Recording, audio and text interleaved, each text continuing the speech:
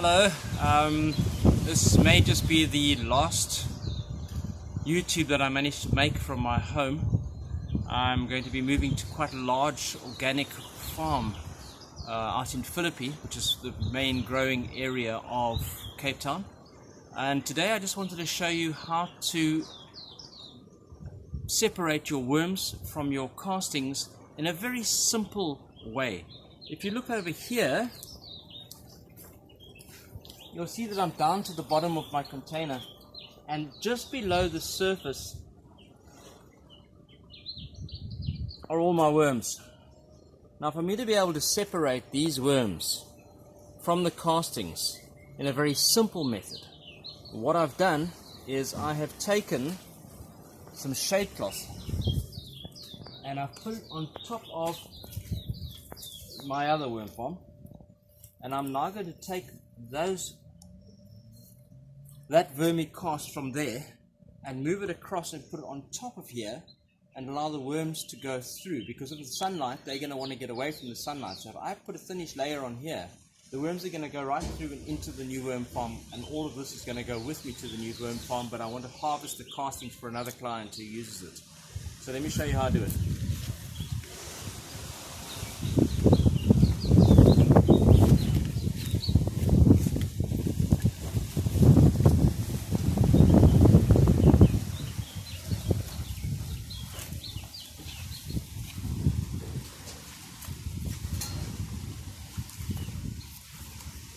Look over here, you'll see all the worms inside this vermicompost. If I spread it out just slightly and we wait just a minute or two, you'll see all the worms are going to run away from the sunlight, go straight through the shade netting and into the substrate below, which is going to allow me to be able to have the vermicast without the worms in it. They definitely don't like the sunlight. Definitely running away, definitely diving. Keep an eye on maybe one of them and you can see.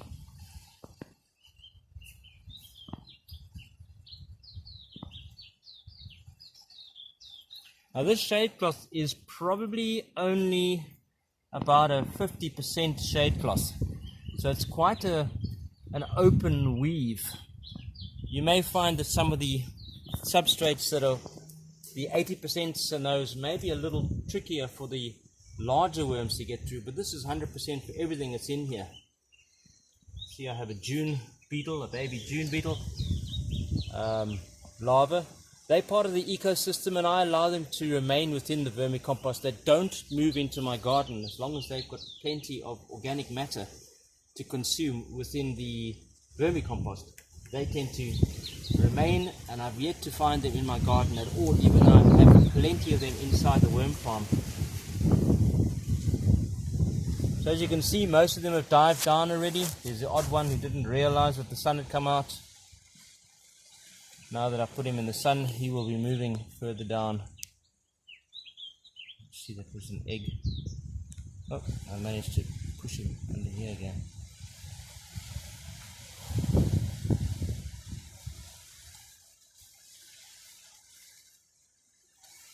Let's see how they're doing. Still diving, still diving. Bit of a worm ball there. If I make the layer thinner, they'll have less place to hide within the existing substrate. They'll have to be going down even deeper. So yes, it takes a little bit of time, and I've got quite a lot to do. So I'm just showing you how I'll do it, but I want to give them a chance in a very thin layer here to get going.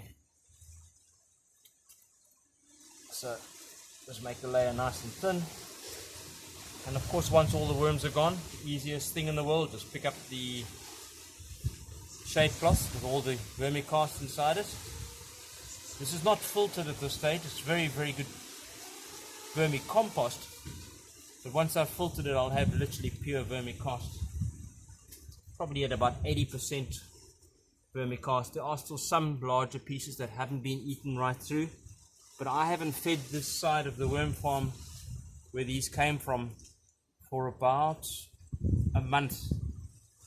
So they have been continuing to consume everything that was nearby them, which would have been all the organic matter that was left over, and they can work their way through it quite a few times before they need to be fed again.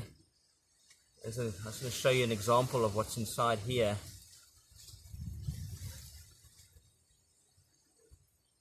Plenty of juvenile worms. They're not babies anymore, they're not adults yet. While we're here, just want to show you an egg. For those of you who haven't seen an egg, this is quite a fresh egg. You can tell by the color. And it's sort of a lemon pip shape. Let's see if I can clean it up a little. There you go. Can you focus on that? That's probably holding 2 or 3 little babies inside it.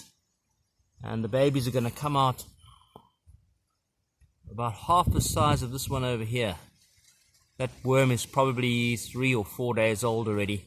See how they're stressing in the sun? They start wriggling around like crazy just to try and move their position from being in the sun to hopefully move them into something a little easier. There's a baby that's also probably only about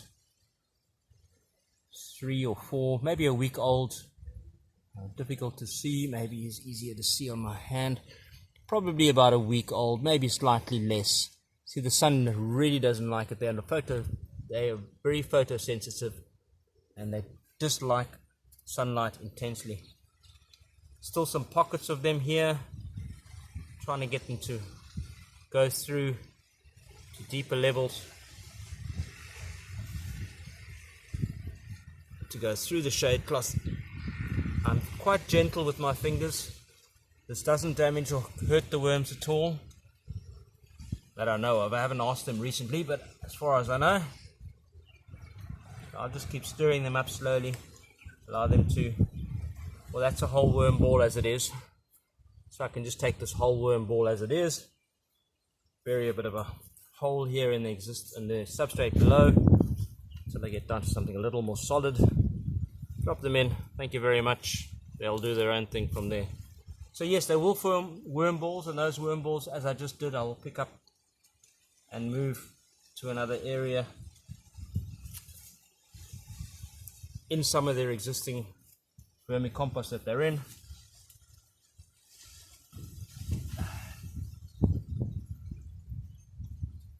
And if I leave it like it is for a little while longer, what will happen is the actual vermicompost itself will start to warm up, and then it won't just be the sunlight that will want to make them move, it'll also be the temperature. The temperature of their soil will start becoming too warm for them to be comfortable in. Now they can survive in soil that's in excess of 25 degrees Celsius, and the sunlight at this time of the year here is probably not quite as high as that. Probably gonna find that this soil on the top here, although it's black, it will attract some sunlight. It probably won't get up much higher than 20-25, but it's still warm enough for them to start looking for something a little cooler that they're more comfortable in. So they will continue to dive if they're out of the sunlight. Once the temperature of the soil gets a little bit higher, they'll go down. That's why I use a blanket. One of the main reasons why I use a blanket is just to keep that temperature from warming up the existing topsoil too high, because otherwise what happens is they don't come right to the surface and eat what's just on the surface. They'll work below the surface in the areas that they're more comfortable in. 15 degrees and above is great for them. They love 25 and above because that's where the microorganisms are at their maximum capacity. About 4 times more microorganism activity as at 25 degrees Celsius than there is at 15.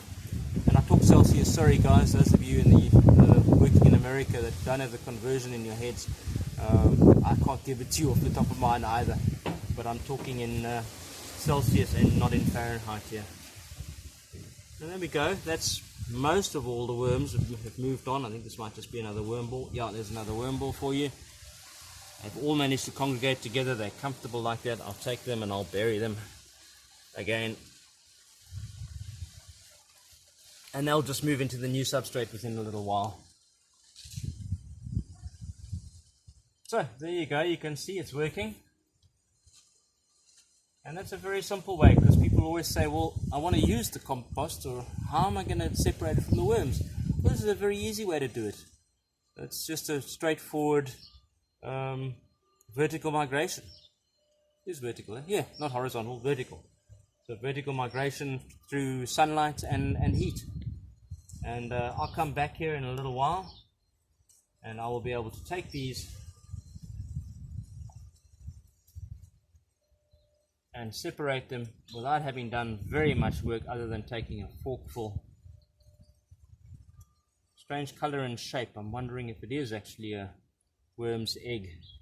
Usually a worm's egg is slightly more elongated. This may be I think it is a worm.